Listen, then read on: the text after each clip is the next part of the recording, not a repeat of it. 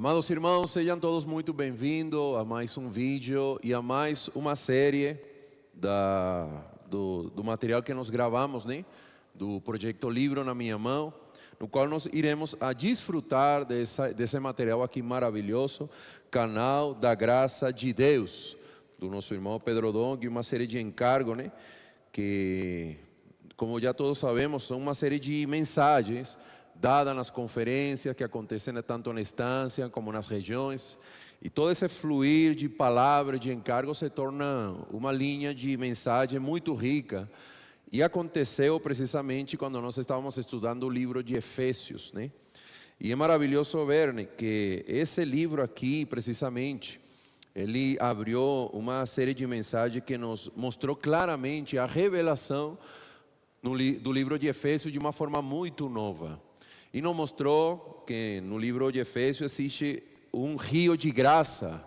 A graça de Deus é Deus sendo suministrado ao homem por meio de Cristo, através do Espírito, da palavra, para que o homem possa desfrutar de todas as riquezas da salvação, da glória do Senhor, né? E como o Senhor quer trabalhar o homem para, de fato, para concluir a obra de transformação, de salvação na vida do homem e inserir o homem no próprio Deus, né? Então esse livro nós iremos desfrutar. Esta será a primeira mensagem, Canal da Graça de Deus. Iremos desfrutar o fluir do rio da graça, que é a primeira parte do capítulo 1, ok? Então, nós sabemos que o homem sem Deus, o homem está em um estado de desconexão. O homem, ele vive sim, ele vive em um mundo material, mundo físico, onde Deus criou todas as coisas nesse mundo físico para proporcionar todo o necessário para o homem desfrutar na esfera física. Ainda depois da queda, o mundo criou muitas coisas que mantêm o homem distraído com prazer e que somente suprem o prazer da carne, o prazer humano, o prazer físico. Mas quando Deus criou o homem, nós precisamos lembrar que o homem é um ser tripartito, o homem é um ser com três partes.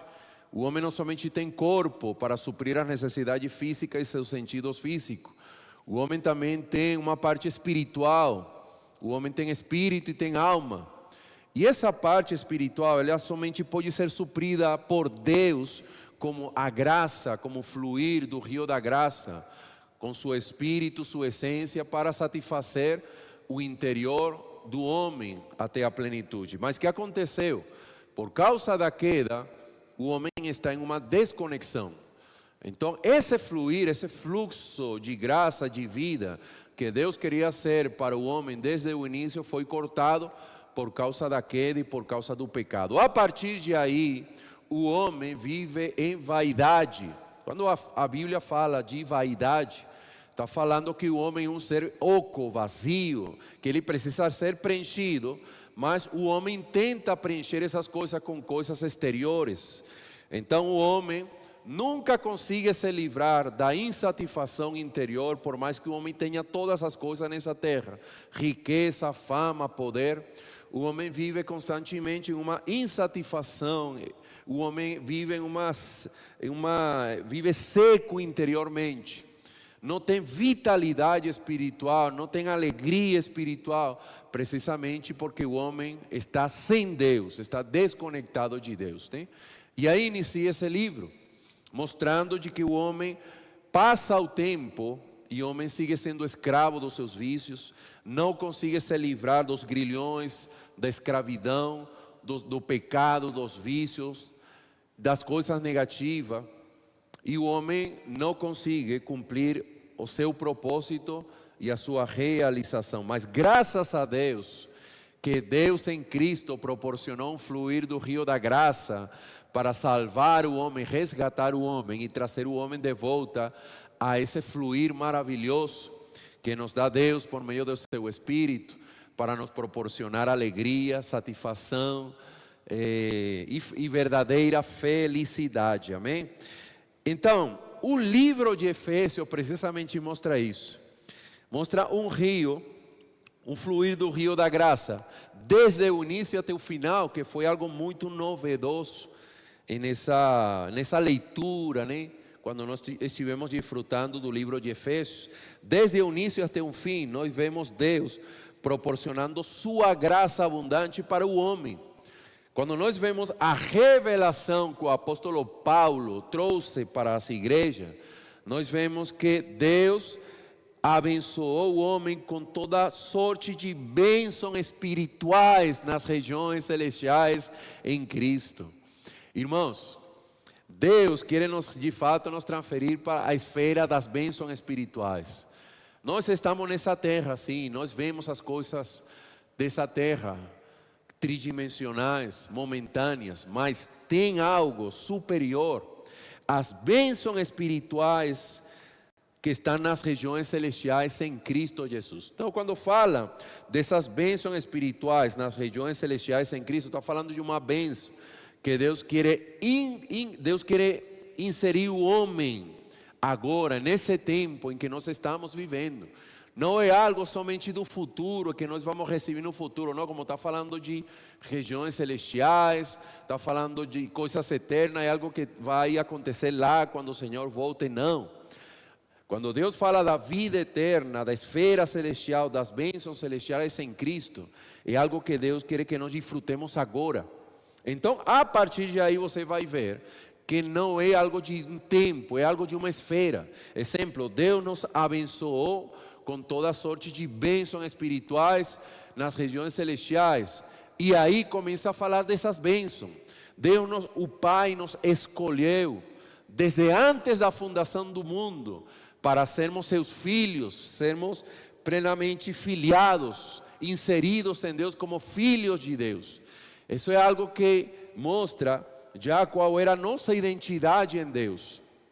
Depois você sigue descrevendo na leitura do primeiro capítulo do livro de Efésios, você vai ver que não somente Deus nos quer beneficiar e Ele já nos escolheu para a filiação, para o beneplácito da sua vontade, mas também Ele propôs todo esse plano em Cristo. Isso quer dizer que não é que o homem seja o centro do plano de Deus, não, Cristo é o centro. Deus quer tornar Cristo o centro de todas as coisas no universo. E Deus, em seu plano maravilhoso, nos criou para nos colocar em Cristo. E isso é maravilhoso, porque em Cristo é que Deus vai conseguir convergir e encabeçar todas as coisas no universo. Ou seja, tudo o que Deus nos quer dar, meus queridos, está dentro de Cristo. Por isso, não procure outra coisa que não seja Cristo e a sua palavra. Tudo que Deus nos quer proporcionar está dado ao homem por meio do Filho. Então, Deus não tem nada preparado para nós se não é por meio de Cristo. Então, como Deus, por meio de Cristo, nos resgatou por meio da redenção, por meio do perdão dos pecados, Ele nos salvou, nos comprou de volta para Deus e nos trouxe, né? Comprando-nos por meio da redenção pelo seu sangue. Essa obra completa e maravilhosa Ele aplicou em nós por meio do seu Espírito. Então nós vemos aí que esse rio, do fluir do rio da graça, é o próprio Deus alcançando o homem, o Pai nos escolhendo da fundação do mundo, o Filho nos resgatando, nos dando a redenção, o perdão dos nossos pecados, e o Espírito nos selando, aplicando, desde o momento em que nós cremos no Senhor, aplicando a obra da redenção, nos tornando filhos de Deus e iniciando a obra plena de salvação de Deus para o homem. Que coisa maravilhosa. Então, depois nós vemos que Paulo, ele tem uma preocupação para nós entendermos todas essas bênçãos espirituais, né? A partir do versículo 15, ele diz: por isso também eu tenho ouvido da fé que há entre vós no Senhor Jesus e o amor para com todos os santos, e não cesso de dar graças a Deus, graças por vós, fazendo menção de vós nas minhas orações. Então ele começa a orar para que nós possamos ganhar o espírito de sabedoria e de revelação, para entendermos todas o universo e as magnitudes das bênçãos de Deus em nossas vidas. Irmãos, eu posso dizer, por meio da revelação desse livro, que nós somos mais abençoados do que nós pensamos. Ainda não imaginamos um nível de bênção com que Deus nos abençoou e que nós temos hoje, por meio de Cristo, através do seu Espírito. E aqui fala Paulo, né, iluminando, versículo 18, iluminando os olhos do vosso coração para saber de qual é a esperança do seu chamamento, qual é a riqueza da glória da sua herança no santo e qual a suprema grandeza do poder para com os que cremos segundo a eficácia da força do seu poder. Irmão, oh Senhor Jesus, o desespero do apóstolo Paulo, quando ele escreveu essa carta, ele como um dispenseiro, ele estava querendo transmitir a revelação e todas as riquezas de Deus por meio das mensagens que ele estava levando à igreja em Éfeso.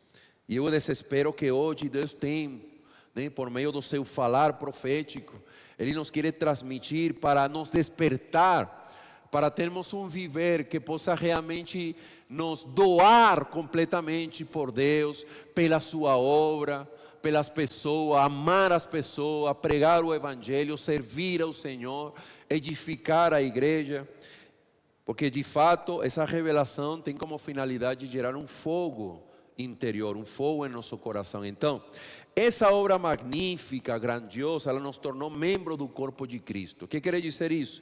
Versículo 22 e 23, que Cristo, Ele foi dado como cabeça, Cristo é o centro de todas as coisas. Ele é o centro do plano de Deus, e Ele foi dado como cabeça sobre todas as coisas à igreja. Então, a igreja, ela como corpo de Cristo, onde Cristo é a cabeça, onde Ele deve governar, Ele quer preencher o corpo, preencher cada membro do corpo de Cristo até a plenitude, para que a igreja seja a expressão plena de Deus aqui à terra, ou seja a representação de Deus por meio de cumprir, viver, se entregar pelo plano original, pelo plano de Deus, né? E essa é a função, né? Então, isso é o que Deus quer fazer. E nós temos visto então que por meio da igreja Deus quer encabeçar todas as coisas. Efésios capítulo 1, versículo 9 e 10. O plano de Deus pelo qual Ele criou todo o tempo foi para Cristo ser o cabeça por sobre todas as coisas, né? E assim Deus restaurar a ordem no universo, a ordem na terra. E isso que vai acontecer, está acontecendo hoje na igreja, por meio do preenchimento de Cristo através da sua palavra. Deus está fazendo isso. Então, essa graça, por dizer assim, quando você lê o livro de Efésios, cada um dos capítulos, você vai ver como as consequências da salvação, da graça de Deus. Exemplo, essa obra, Ele nos tornou de materiais que estávamos afastados, materiais mortos, pessoas que estavam mortos em delitos e pecados, e estávamos debaixo do império das trevas, debaixo do governo da potestade do ar, no espírito que hoje opera nos filhos da desobediência. Ele nos resgatou, Ele nos deu vida, gerou vida em nosso interior, Ele nos regenerou, tornando-nos filhos de Deus, e nos tirou de uma condição e nos trouxe para outra. Ele nos tirou da condição da velha criação e nos tornou a nova criação. Ele nos tirou da condição do velho homem e nos tornou um novo homem. E hoje, como materiais, nós estamos sendo trabalhados para hoje sermos a obra-prima de Deus. A obra-prima de Deus. Então, isso que Deus está acontecendo. Ele pegou materiais de todos os povos, não somente da nação dos judeus, da nação de Israel. Ele pegou pessoas do povo de Israel. Ele nos pegou a nós, os gentios, que não éramos parte do povo de Israel, e nos resgatou, nos trouxe até Ele, nos tornando uma só nação, nos dando uma só cidadania, nos tornando a família de Deus, nos tornando o lugar de habitação de Deus no Espírito, né? Por meio da obra da cruz, Ele aboliu todo elemento de separação que nos separava um do outro e nos tornou um só homem, um só corpo. Isso é maravilhoso. Então nós vemos isso, um pouco resumindo um pouco, esse fluir do rio da graça que vemos no capítulo 2. Capítulo 3, nós vemos que esse fluir do rio da graça, ele vem pela revelação do plano de Deus, da economia de Deus, que Deus revela a seu servo por meio dos seus santos apóstolos e profetas, né? Quando nós vemos aqui, exemplo, capítulo 3 do livro de Efésios, resumindo um pouco aqui, versículo 4, vou resumir. Pelo que quando ledes, podeis compreender o meu discernimento no mistério de Cristo, o qual em outra geração não foi dado a conhecer aos filhos dos homens, como agora foi revelado aos seus santos apóstolos e profetas no Espírito. Então, os apóstolos são os canais que Deus escolhe para trazer a revelação como profeta e trazer a revelação da palavra como revelação para seu corpo, e por meio dessa revelação, essa revelação é o próprio Filho, o próprio Deus, sendo suministrado como vida abundante. Tem um versículo 8, né, que fala que a mim, o menor de todos os santos, me foi dada esta graça de pregar entre os gentios o evangelho das insondáveis riquezas de Cristo. Então, como insondáveis riquezas de Cristo, nós vamos ver muitas vezes essa expressão no livro de Efésios, fala de glória, fala das riquezas superabundantes da glória, né? Mostrando de que a glória é o resultado final de como Deus quer realmente levar o homem para sua presença, inserir o homem nele, esse plano, esse propósito estão sendo dadas hoje como riquezas espirituais para o homem. Irmão, enfim, vemos depois, vou resumir ainda mais, vemos depois no capítulo 4, depois no capítulo 3 vemos que Deus consegue fazer isso, né? Por meio da sua palavra, por meio da revelação dada a seus santos apóstolos e profetas, fortalecendo nosso homem interior e tornando nosso coração, nosso ser, habitação de Deus no Espírito. E por meio da experiência coletiva com todos os santos, nós conseguimos experimentar a dimensão do amor de Deus. Capítulo 3, a partir do versículo 16, você pode ler isso. Irmãos, Deus nos quer colocar de fato dentro da dimensão do seu amor. É algo que que está fora da lógica. Não conseguimos compreender de fato a dimensão de Cristo, a dimensão do amor de Deus. Qual é a largura, qual é o comprimento, qual é a altura, a profundidade. É algo que escapa da lógica humana e dessa esfera física. Então é a dimensão eterna, a dimensão onde Deus está, onde Deus nos quer inserir. O que quer dizer isso então na prática?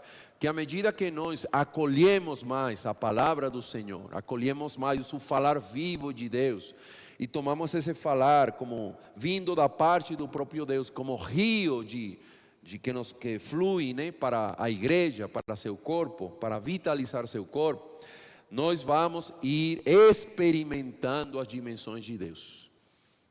Vamos ir compreendendo com todos os santos toda essa dimensão maravilhosa. Então, essa experiência do fluir do rio da graça no capítulo 4 nos tornou membros do corpo de Cristo e nos colocou e quer nos aperfeiçoar para nós cumprirmos ou ter parte, né, em função dentro do ministério para a edificação do corpo de Cristo. Qual é a finalidade hoje então? Segundo o capítulo 4, a partir do versículo 12, 13, é que nós saiamos do estágio de crianças espirituais e nos tornemos semelhante a Cristo, até a plenitude de Deus. Você pode ler isso no versículo 13, até que todos cheguemos à unidade da fé e do pleno conhecimento do Filho de Deus, a perfeita varonilidade, à medida da estatura da plenitude de Cristo, para que já não sejamos mais como meninos, como crianças espirituais. Então, é isso que Deus está fazendo. Então, esse trabalhar da palavra do Senhor, quando você sigue lendo, mostra que Deus nos tirou da falsidade, Deus nos tirou da vaidade dos nossos pensamentos. E por meio da vida na palavra, Ele está trabalhando em nós a realidade. O que é a realidade? É o que realmente nós somos. O que quer dizer isso, irmão? Eu posso ter um viver cristão onde eu reúno, eu frequento a igreja, mas aqui eu tenho uma aparência de espiritualidade, eu posso até orar, cantar, mas no meu dia a dia eu não tenho essa realidade espiritual. E não é que eu esteja evitando, esteja negando a minha identidade espiritual, o desejo que eu tenho de estar em Cristo. É que ainda não é realidade. Ou seja, ainda o meu interior não está sendo preenchido com a realidade de Deus, que Deus traz por meio da sua palavra. Então, onde está o ponto de nós não desfrutarmos esse aspecto do fluir do rio da graça? É que no nosso dia a dia nós não temos contato genuíno com a palavra do Senhor. Deus traz a sua realidade por meio do Filho, e o Filho hoje é a palavra. E a palavra do Senhor é o veículo para Deus transferir a sua realidade em nosso interior. Ou seja, mudar nossa condição para outra. Mudar a nossa constituição para uma constituição divina, real, onde eu posso ter essa realidade no meu dia a dia. Então, isso acontece por meio da palavra. Então, você lê depois isso, eu viver, eu andar, né? O andar na verdade, andar em amor, andar em luz. Então, essa luz vai me iluminando, Deus vai... Isso não quer dizer que eu não vou errar, mas eu erro, eu peco, mas a luz do Senhor e da palavra está aí, me ilumina, eu me arrependo. Então isso vai trabalhando o amor, vai me dando um viver de luz, e como consequência eu vou ter um viver de me encher do Espírito. Capítulo 5, versículo 18, né? Onde não sou mais embriagado pelo vinho desse mundo. O que quer dizer isso? Sermos embriagados pelo vinho do mundo quer dizer que eu não perco a minha sobriedade espiritual para eu servir ao Senhor, para eu sempre estar em constante contato com a palavra do Senhor, em constante contato com os irmãos, mas eu me embriago mais do Espírito, me preenchendo do Espírito por meio da palavra, amém? Efésios capítulo 5, 19, falando entre vós com salmos, entoando e louvando o Senhor com hinos e cânticos espirituais. Então esse aqui, falando entre nós, falando a palavra, falando o que? Não é falar política, não é falar dos problemas do dia a dia, é sempre ter a sobriedade espiritual para falarmos aos outros a palavra do Senhor. Isso também está em Colossenses capítulo 3, versículo 16, onde nós somos preenchidos de Cristo, assim habite Cristo em nosso coração, por meio da palavra, né? Vou ler aqui Colossenses 3,16, muito importante esse versículo. Ó Senhor Jesus, diz assim: habite ricamente em vós a palavra de Cristo, né? Instruí-vos e aconselhar-vos mutuamente com toda a sabedoria, louvando a Deus com salmos, hinos e cânticos espirituais, com gratidão em vosso coração. Então, irmãos, não perca a sobriedade espiritual, amém? Sempre busque ser preenchido do Espírito por meio do nosso dia a dia, tendo um contato contínuo com a palavra do Senhor que Deus está trazendo para a sua igreja, por meio da palavra profética, o que nós chamávamos antigamente presente e verdade, só que hoje a revelação está mais clara. que nós de fato dependemos de um falar vivo de Deus. Quem tenha ouvido, ouça o que o Espírito diz às igrejas. Então o Espírito é algo vivo, algo que está falando constantemente. E Deus está trazendo essa revelação constante. Então, esse viver vai preparando a noiva de Cristo, né? Você pode ler depois. Vai preparando a noiva de Cristo. Esse falar da palavra do Senhor é como um jato que vai tirando as manchas, as arrugas. Versículo 26 diz: para que a santificasse, ou seja, Cristo, a igreja, é o que está fazendo hoje por meio da palavra. Para que a santificasse, tendo-a purificado por meio da lavagem de água pela palavra, para apresentar a si mesmo igreja gloriosa, sem mácula, sem ruga, sem coisa semelhante, porém santa e sem defeito. Então, isso que Deus está fazendo. Ele está preparando sua noiva, e isso está acontecendo hoje, irmãos. Hoje o Senhor está nos lavando por meio do fluir do rio da graça. E isso aí depois, vamos ver no capítulo 6, que no final vai nos dar uma sobriedade espiritual tão forte, que vai nos tornar um exército com a armadura de Deus, para lutarmos contra todas as ciladas do inimigo. Vai nos dar firmeza, coluna espiritual para estar firme, cingido com toda a verdade e vestido com toda, aqui diz, com toda a couraça da justiça, calçar os pés com a preparação do evangelho da paz, embraçando sempre o escudo da fé, com o qual podereis apagar todos os dardos inflamados do inimigo. Então, esse viver vai nos colocar, vai nos posicionar.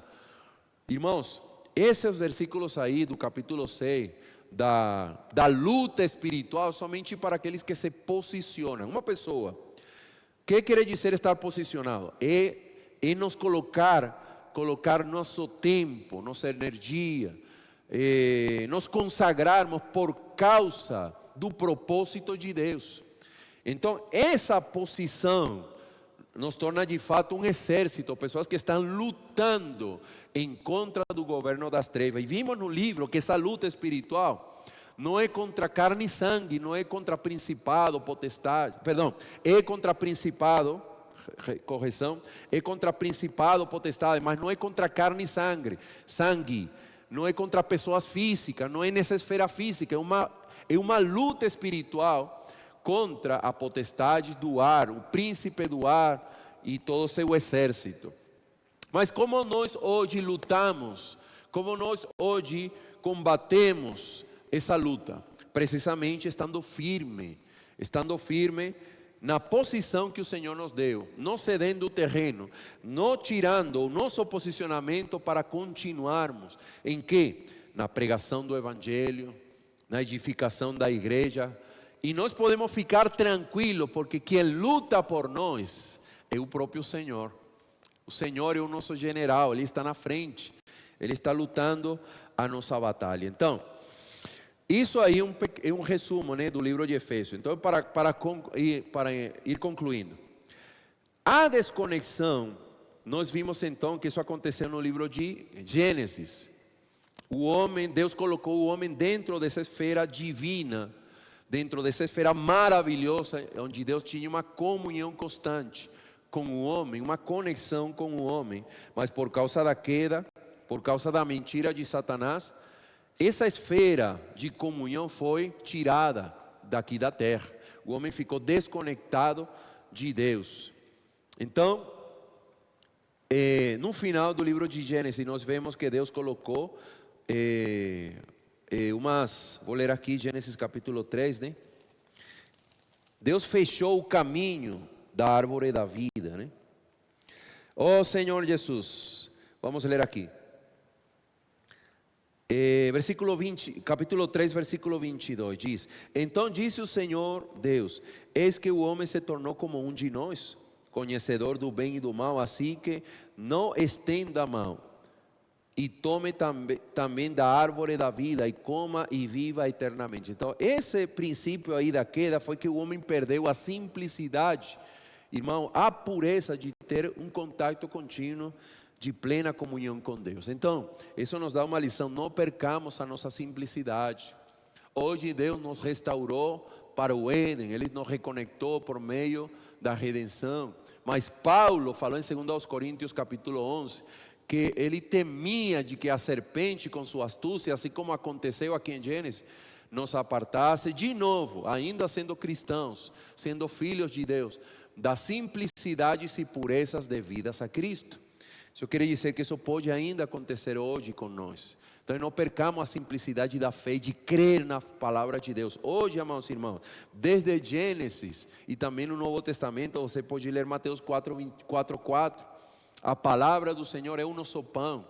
O Senhor falou assim: não somente de pão viverá o homem, mas de toda a palavra que sair da boca de Deus.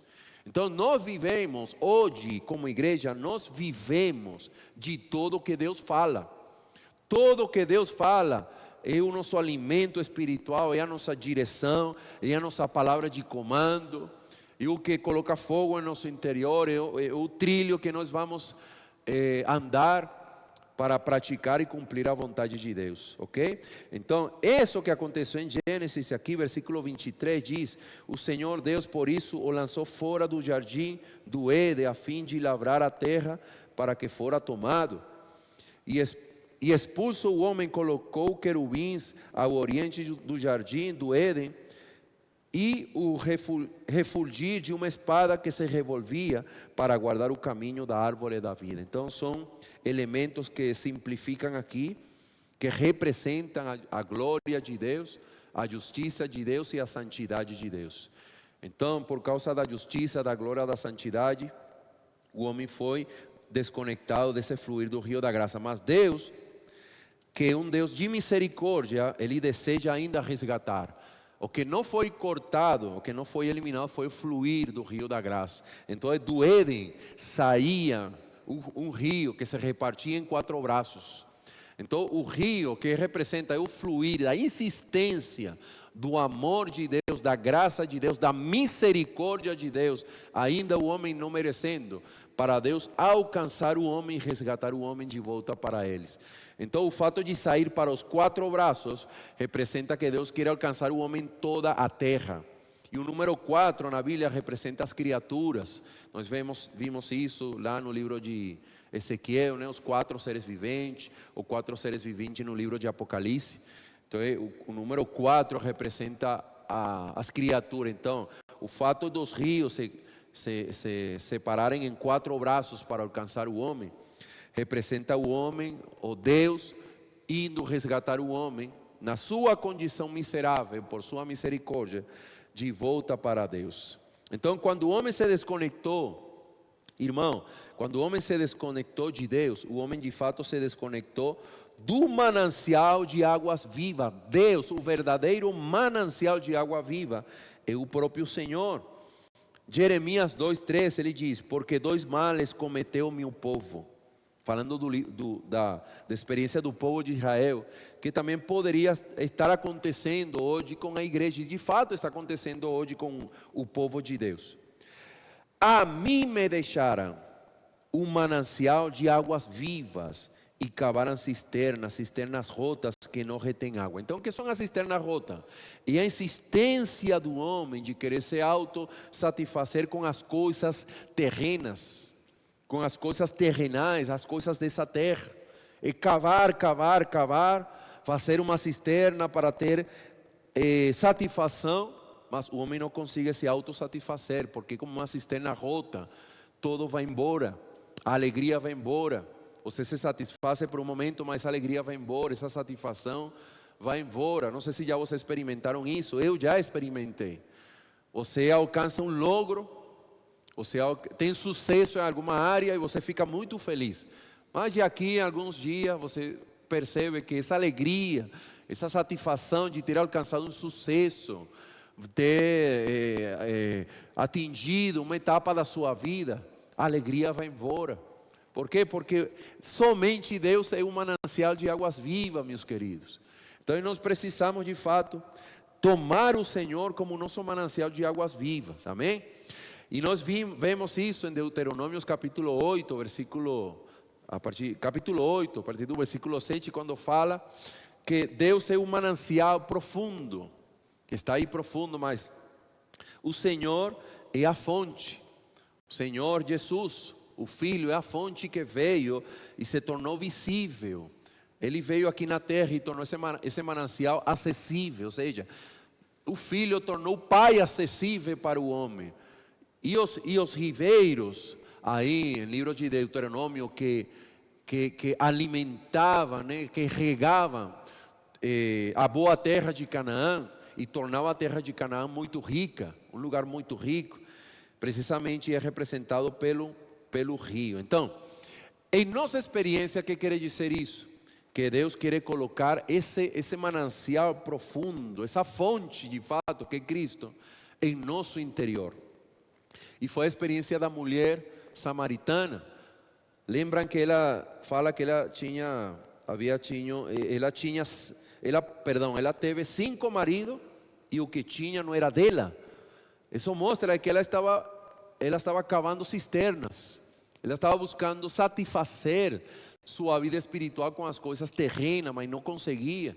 Mas graças ao Senhor, chegou o 7º e último marido, que foi o Senhor Jesus, e falou assim que se ela cria nele, de fato colocaria dentro dela um manancial para a vida eterna. O que quer dizer isso? Que a experiência dela, ela quedaria satisfeita por completo. E a experiência foi isso. Você vê a experiência dessa mulher. Ela foi lá falando que o Senhor era o Cristo, e mostra uma mulher plenamente satisfeita, né? Louvado seja o Senhor. E isso aí pode ser a nossa experiência espiritual em nosso dia a dia. Pessoas alegres, satisfeitas, felizes, porque tem uma fonte a jogar para a vida eterna em nosso interior, em seu interior, para desfrutar sempre o Senhor. Louvado seja o Senhor. Então, Senhor Jesus, vamos ver também aí, né, no livro, que esse rio percorre toda a Bíblia. E não vou entrar nos detalhes, né, mas esse rio, ele inicia em Gênesis, desde Gênesis até Apocalipse, por meio da experiência do povo de Israel, por meio da experiência da igreja, né, a chegada do nosso Senhor Jesus. Então, algo que sim queria concluir é isso aqui. A experiência de Ezequiel capítulo 47 mostra que todo cristão deve ir aumentando na experiência do fluir do rio da graça. E mostra a experiência do profeta Ezequiel, que Deus falou assim: vai lá, você vai ver um rio saindo por debaixo do templo, das portas do templo, e você tem que ir entrando mais no rio. Então, quando ele foi entrando, o rio dava pelos tornozelos. Então ele fala aí que ele mediu mais 1000, e ele entrou mais, e depois dava pelo joelho. Depois foi entrando, até ele ter a experiência que ele não podia mais colocar seus pés na terra, mas ele estava flutuando, ele estava nadando no rio de Deus, no rio do fluir do rio da graça de Deus. Então, essa deve ser nossa experiência. E que quer dizer isso? Que você, amados irmãos, devemos ter a experiência de deixar-nos levar plenamente pelo Espírito, nos deixar direcionar pelo Espírito, confiar plenamente no cauce, na direção desse rio.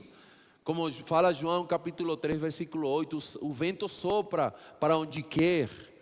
É o vento, ele sopra para onde ele quer, ele nos leva para onde ele quer, mas não sabemos de onde vem nem aonde vai. Assim tem que ser todo aquele que é nascido do Espírito.